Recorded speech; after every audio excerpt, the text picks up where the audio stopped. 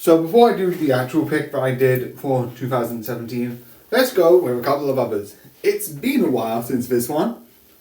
And also, originally I was going to be like, oh, I'm going to do this year. Actually, I'll leave that to the update. Never mind. It's been a while since this one. I think, like, since, like, 2000 and did the video in 2012. But Jigsaw, I liked it. I thought it was a good one. But it's interesting. It's fun. I definitely like the idea of all the things that happen in it. Obviously, some of the more newer Saws aren't like the older Saws, because feels like you're trying to do the old Saws, but it does feel a little bit different. But it is still fun nonetheless. I'm not doing much of these because I've got a lot. Happy Death Day.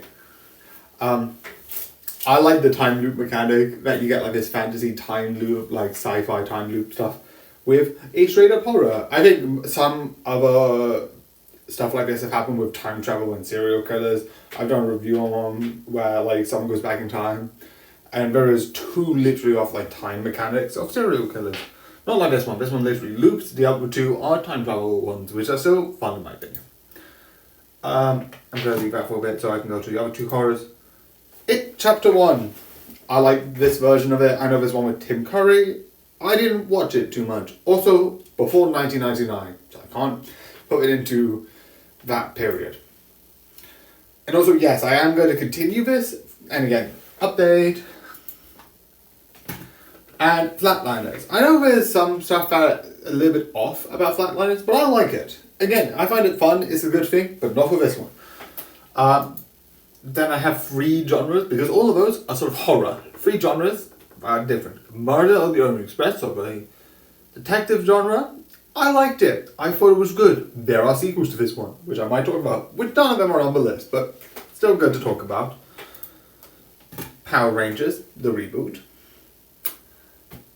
I liked, but I get why people are like, oh, it's gritty and like it's a bit off-putting.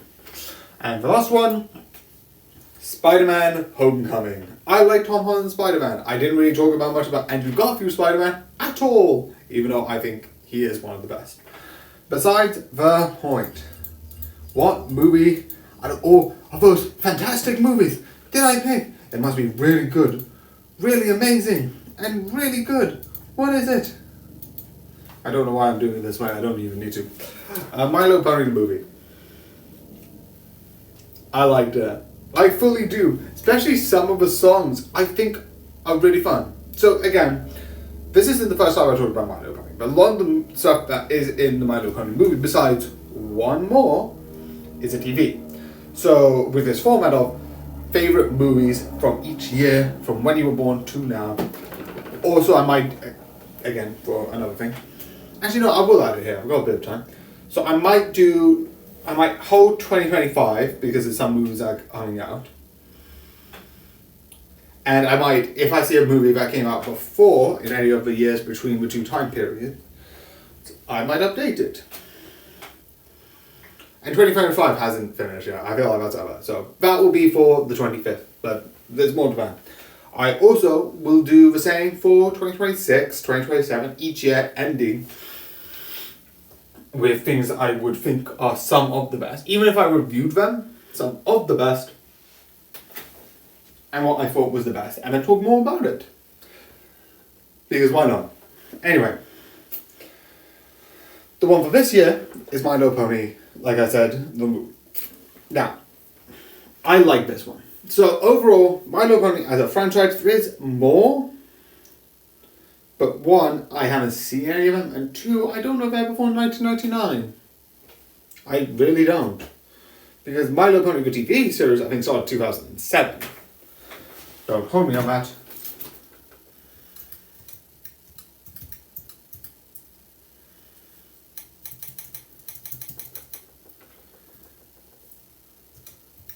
Gen 4. Or is it Gen 5? I don't know. I think no, it is Gen 4. Because the current series is Gen 5.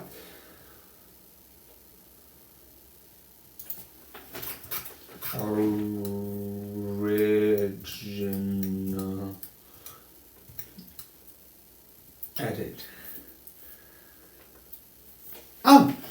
3 years old, 2010.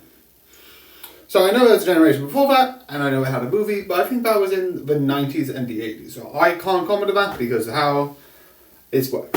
But overall, I think the movie is good.